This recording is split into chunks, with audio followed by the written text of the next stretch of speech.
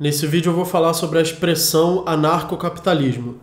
Será que ela é uma boa expressão? Será que ela é um bom termo? Ou será que nós poderíamos substituir esse termo por um outro termo melhor? Anarcocapitalismo é a junção de duas palavras que são anarquia e capitalismo. É claro que os anarcocapitalistas também entendem o significado dessas duas palavras de uma forma diferente do que as pessoas normalmente entendem. Então, por exemplo, as pessoas normalmente entendem a palavra capitalismo como um sistema baseado em grandes corporações, sendo que essas grandes corporações são aliadas ao Estado. Então, se a gente usar o raciocínio, se você tem propriedade privada, cada indivíduo controla sua propriedade, cada indivíduo tem o direito de fazer qualquer tipo de acordo, de ter qualquer tipo de propriedade, de defender sua propriedade, de oferecer serviços de defesa, de segurança no mercado, e logo você não tem o monopólio da força. Mas a definição de Estado é monopólio da força. Então, se a definição de capitalismo é um sistema onde cada pessoa pode trocar suas propriedades privadas, se a definição de anarquia é ausência de Estado, então quando você tem propriedade privada, necessariamente você tem anarquia. Quando você tem capitalismo, pela definição anarcocapitalista, você necessariamente também tem anarquia. E se você tem ausência do monopólio da força, se ninguém está impondo a força sobre os indivíduos, então cada indivíduo tem controle da sua propriedade e logo existe o capitalismo. Logo os indivíduos podem trocar livremente no mercado. Ou seja, esse termo anarcocapitalista, na verdade, ele afirma duas vezes a mesma coisa. Quando você diz anarquia, se você quiser ser logicamente coerente, você está falando implicitamente propriedade privada, e quando você fala capitalismo, quando você fala propriedade privada, implicitamente você está falando ausência de Estado, que é definido como monopólio da força. Logo, o termo anarcocapitalista fala duas vezes a mesma coisa. Como nós poderíamos resolver isso? Como nós poderíamos melhorar esse termo para que ele não fale duas vezes a mesma coisa, ou para que ele seja mais claro, mais simples ou mais explicativo? E com isso eu não quero propor que os anarcocapitalistas parem de usar o termo anarcocapitalista. Eu não vou parar de usar. Eu continuo me intitulando anarcocapitalista simplesmente porque esse termo já é um termo comum. Ele já ganhou um significado próprio, que significa aqueles que defendem um sistema de propriedade privada com a ausência de Estado. Eu não estou fazendo esse vídeo como uma proposta de a gente parar de usar o termo anarcocapitalista, mas sim uma proposta de pensar sobre esse termo e pensar se existiria outro termo melhor. Então a gente teria outras opções, como por exemplo o anarcoconservadorismo, porque aí você estaria defendendo um sistema ético, um sistema de lei, que seria a propriedade privada, e um sistema moral. Esse sistema moral poderia, por exemplo, ser o conservadorismo. Eu não usaria, porque eu não sou conservador. Então mas eu estou dando como exemplo. Você poderia usar, por exemplo, o anarco-individualismo. Você propõe a propriedade privada e, ao mesmo tempo, uma moral individualista. Uma moral onde cada indivíduo tem que fazer o bem a si próprio. Enfim, eu também não usaria esse termo porque eu também não sou individualista, mas isso é apenas um exemplo. É claro que quando você quando você usa o termo anarquia, em geral, na sociedade, as pessoas não vão entender automaticamente propriedade privada, porque as pessoas não usam a razão, não usam a lógica suficientemente para perceber que uma anarquia sem propriedade privada é impossível, é logicamente impossível. Quando você não tem o monopólio da força, você tem propriedade privada. Isso é uma necessidade lógica. Então, talvez por isso a gente tenha que usar o termo anarcocapitalista, porque a gente está falando com a sociedade em geral, com pessoas que não conseguem usar o raciocínio e perceber essa contradição lógica. Então você tem que deixar isso bem claro no próprio termo. Você está dizendo que é uma anarquia, mas não apenas é uma anarquia, mas que baseada num sistema de propriedade privada, apesar de que isso está logicamente implícito. Então o termo anarcocapitalismo pelo menos torna isso explícito, mas isso já está implícito no termo anarquia. Uma outra opção que eu gosto seria anarcotranshumanismo. Transhumanismo, apesar de ser uma palavra feia, por causa do trans, que parece que é de ideologia de gênero, mas transhumanismo não tem nada a ver com gênero. Transhumanismo significa a defesa da união entre a tecnologia e o ser humano, ou seja, de que o ser humano vai se modificar e se tornar melhor usando a tecnologia. Isso é que significa transhumanismo. Então esse é um termo interessante, esse é um termo que eu usaria. Eu me intitularia anarco-transhumanista porque eu defendo que o ser humano se melhore pela tecnologia. Isso é um objetivo além da lei, isso é um objetivo diferente de simplesmente defender a lei de propriedade privada. É um objetivo que eu tenho e, além disso, eu também defendo a propriedade privada. Agora, será que existe um termo ainda mais preciso para defender um certo princípio? Sim, esse termo é a descentralização, porque a propriedade privada é uma forma de descentralização, ela é a descentralização social.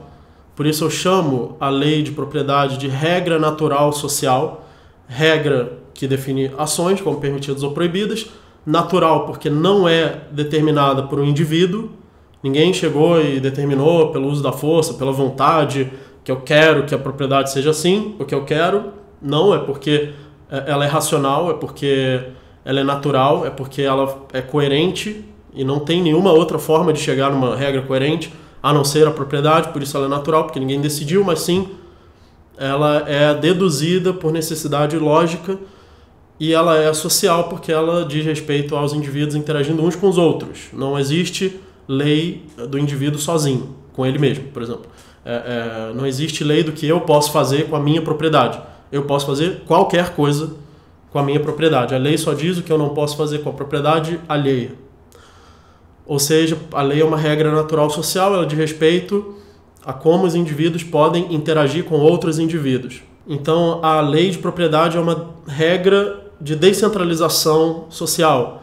É uma regra natural. Quando você diz natural, você implicitamente está dizendo que ela é uma regra descentralizada. Ela seria centralizada se alguém tivesse prioridade, ou se alguém fosse uma autoridade, ou se alguém determinasse essa regra, ela seria artificial e não seria descentralizada, seria centralizada. Mas centralizado não é sinônimo de artificial. Uma coisa pode ser artificial e pode ser descentralizada. Por exemplo, as coisas que os seres humanos fazem no mercado e trocam entre si são trocadas num sistema descentralizado, mas são coisas feitas pelo ser humano, são artificiais. Mas para uma regra que engloba todas essas ações, essa regra tem que ser natural. Só que a descentralização social não é a única forma de descentralização. Existe descentralização do conhecimento, que é obtida através da razão, que é um método natural, é uma regra natural de determinar proposições como verdadeiras ou falsas, que é chamado de razão. Eu defino razão como o método usado para justificar o valor ou verdade de uma proposição. Se uma proposição é verdadeira ou falsa, você determina por uma regra natural chamada razão. Então essa é a descentralização epistêmica ou descentralização do conhecimento. Você tem também a descentralização semântica, que é uma regra que define se proposições têm sentido ou não, se elas são nonsense ou se elas são proposições de verdade ou com valor verdade. E essa regra é a lógica. Se uma proposição, uma sentença viola a lógica, ela é nonsense, ela não tem sentido. E então existe a descentralização moral também. Você pode pensar em descentralização estética, vários outros tipos de descentralização. Descentralização também na forma de entender o universo, que é o evolucionismo, onde o universo evolui por seleção natural. A ordem se forma por seleção natural, por uma competição entre diferentes partes do sistema físico, sendo que o mercado, assim como a descentralização na física é a evolução, a descentralização no mercado também se constitui de seleção natural, ou melhor, também proporciona seleção natural, porque os indivíduos trocando produtos e serviços no mercado, competindo por empregos, por trabalho, por produção e até mesmo pelo consumo, estão promovendo uma seleção natural desses produtos e serviços que têm uma maior eficiência e, portanto, geram maior lucro ou maior satisfação aos indivíduos. Poderíamos pensar também na descentralização da informação, que vai nos levar à criptodigitalização, que é um sistema, uma espécie de sistema imunológico que impede que pessoas possam obter um controle centralizado da informação. Então, talvez uma descentralização no nível da informação seja a criptodigitalização, e a gente vê isso hoje claramente, empiricamente, nas criptomoedas, que são sistemas criptodigitais, e claro que podem existir outros tipos de sistemas criptodigitais, além de moedas, como por exemplo redes sociais e outras formas de comunicação. Então a gente pode perceber que a anarquia é uma das formas de descentralização, mas a gente poderia defender a descentralização de uma forma mais ampla, não apenas socialmente, não apenas a anarquia, mas uma descentralização plena, total, em todas as áreas. Então a gente poderia chamar isso, poderia trocar a palavra anarquia por descentralização. Então, ao invés de anarquia capitalista ou anarcocapitalismo, seria descentralização capitalista, só que o capitalismo ele já está implícito na anarquia e também já está implícito na descentralização, então a gente trocaria ele por algum outro valor que deva ser alcançado, por exemplo, transhumanismo. Então, descentralismo transhumanista seria uma opção. Mas o transhumanismo também é uma ideia muito específica da espécie humana, no momento específico da evolução, que é o momento de criação de tecnologia. Então não é uma ideia universal, que possa se aplicar em todos os momentos da história. Então, como é que a gente pode transformar essa ideia em algo que seja mais universal, em algo que seja universal, em algo que abranja todas as situações, que seja mais a priorístico? A gente pode se basear na teoria da descentralização e na teoria da evolução, onde as formas competem entre si por uma maior eficiência, isso aqui é a seleção natural, e essa maior eficiência proporciona ainda mais velocidade da seleção natural, ou seja, a evolução é acelerada. Então, quando a gente fala de tecnologia e transhumanismo, a gente está falando nada mais do que apenas um passo da evolução. Assim como os outros passos, como o surgimento da célula, o surgimento de eucariotes, a revolução cambriana, e o surgimento de vertebrados, de mamíferos, de primatas e assim por diante, até os dias de hoje. Então, mais um passo da evolução é o surgimento da inteligência artificial. Então, a gente está falando da evolução. Quando a gente fala de transhumanismo, a gente está falando de evolução e de chegar o mais rápido possível no próximo passo da evolução, ou seja, de acelerar o máximo possível a evolução. A evolução já é um processo acelerado, mas o que nós podemos fazer por ela, pela evolução? Nós podemos acelerá-la mais ainda ou freá-la, tornar mais rápido o próximo passo ou tornar mais lento. O Estado, por exemplo, ou qualquer sistema centralizado, está freando a evolução, está impedindo o progresso. Então chegamos no termo descentralismo aceleracionista, ou descentralismo e aceleracionismo. Seriam dois termos muito mais abrangentes do que anarcocapitalismo, dois termos mais fundamentais do que anarcocapitalismo ou do que libertarianismo, que abrangem um princípio fundamental de uma lei que deve ser seguida e as consequências disso, a aceleração da evolução e a aceleração do progresso da ordem. E isso se aplica para todas as áreas, para a ética, para a sociedade, para a tecnologia, para qualquer coisa. Se aplica literalmente em qualquer coisa na qual você possa apontar a existência de algum tipo de ordem. Então, esse termo é um termo que eu gosto muito, descentralismo aceleracionista. E uma outra coisa que a gente ainda poderia pensar é como reduzir esses dois termos a um único termo, que signifique as duas coisas ao mesmo tempo, ou que seja mais fundamental, é tão fundamental que inclua as duas coisas.